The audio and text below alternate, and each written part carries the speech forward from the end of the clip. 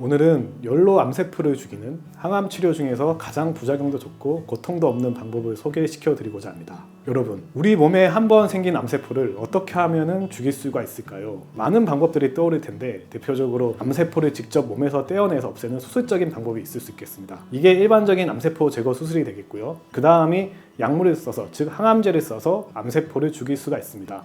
근데 이제 항암 치료하면은 보통 대부분의 분들이 고통스러운 모습을 떠올리기 마련입니다. 독한 약 때문에 머리를 다 밀고 비닐을 쓰고 있다든지 아니면은 통증 때문에 진통제를 맞아가면서 고통을 겨우겨우 참아내면서 치료를 하는 모습이 일반적인데요. 하지만 이런 모습과는 다르게 치료를 받으면서 2시간 내내 편하게 누워서 있는 치료가 있습니다. 그게 바로 고주파 온열 치료입니다. 영상에서 보이는 것처럼 그냥 편하게 누워있기만 하면 치료가 끝나는데요. 심지어 치료 효과도 좋습니다. 여러 대학병원에서도 이미 적용해서 사용하고 있는 치료 방법입니다.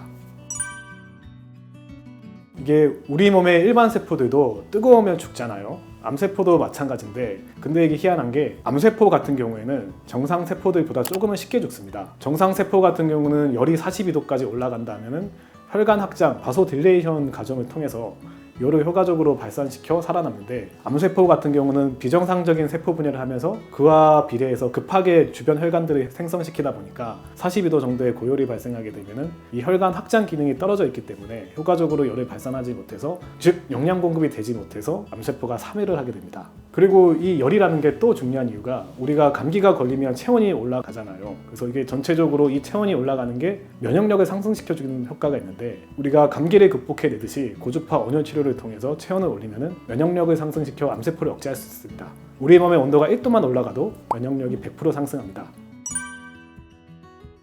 근데 이게 우리가 느끼는 외부 온도만 올라간다 해서 암세포가 죽냐? 그건 또 아닙니다. 예를 들면 우리가 쉽게 생각해 볼 수 있는 게, 고온의 사우나실에 들어가게 되면 온몸이 열이 나고 땀이 나잖아요. 그러면 마치 내 온몸에 열이 난 것처럼 느껴질 수 있는데, 실제로 이게 검사를 해보면 1.5cm 정도밖에 열이 침투하지 못합니다. 쉽게 얘기해서 심부에 있는 온도는 거의 올라가지가 않는다는 거죠. 우리가 암 치료하려면 효과적으로 심부에 있는 암 부위에 있는 열을 올려줘야 되는데, 고주파 온열 치료기를 써야지만 암이 있는 심부까지 온도가 올라갈 수 있습니다. 고주파 온열 치료를 위한 여러 가지 기계들이 있는데요. 그 중에서도 심부 온도를 42도까지 올려주면서 부작용도 일으키지 않는 기기를 써야 합니다. 고주파 온열 치료는 고주파를 통해 암이 있는 심부에 42도 가까운 열을 자극하여 정상세포에 영향 없이 열에 취약한 암세포만 선택적으로 사멸 억제하는 원리입니다. 예를 들어 저희 병원에서 사용하는 기계 같은 경우에는 동물 실험을 통해서 심부 온도가 42도까지 올라가는 것이 확인이 되었습니다.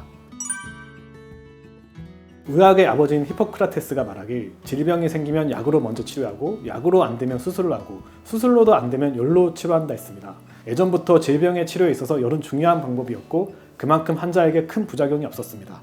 우선 방사선과 항암 치료와 병행하면 치료 효과를 극대화할 수 있습니다. 수많은 논문들을 통해 이런 결과들이 밝혀져 있습니다. 더 놀라운 것은 이런 방사선 항암 치료로 해결하지 못한 말기암도 치료할 가능성이 있다는 것입니다.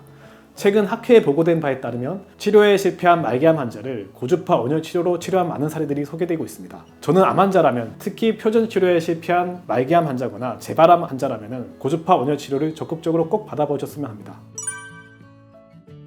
환자가 적극적이고 치료를 견딜 수만 있다면 아침 저녁 하루 2번, 한 번 할 때마다 2시간씩 매일 치료해 볼 수도 있습니다. 그렇게 적극적으로 치료하여 호전된 사례가 있습니다. 하지만 이게 제가 아무리 욕심을 낸다 해도 환자분들이 견디기가 힘들거나 여력이 안 되거나 거부한다면 치료 스케줄은 또 그에 맞춰서 조정이 좀 필요하겠지요. 편한 옷으로 갈아입은 후 원활한 부위에 고주파 온열 치료기를 적용하여 받게 됩니다. 저희는 효과적인 온열 치료를 위하여 1시간이 아닌 1시간 반에서 2시간 동안 치료를 받게 되는데, 그 이유는 1시간 동안 체온을 42도 가까이 올리고 나서 그때부터 이제 암세포가 사멸하기 시작하는데, 1시간만 딱 하고 끝내버리면 암세포가 사멸하는 게 아무래도 약하겠죠. 그래서 1시간 반에서 2시간 가까이 온열 치료를 받게 되면 땀도 많이 나고 체력적으로 지칠 수 있는데, 받다 보면 적응이 되어서 환자분들이 상태도 많이 호전되고, 또 나중에는 그게 편해서 받으면서 심지어 졸기도 합니다.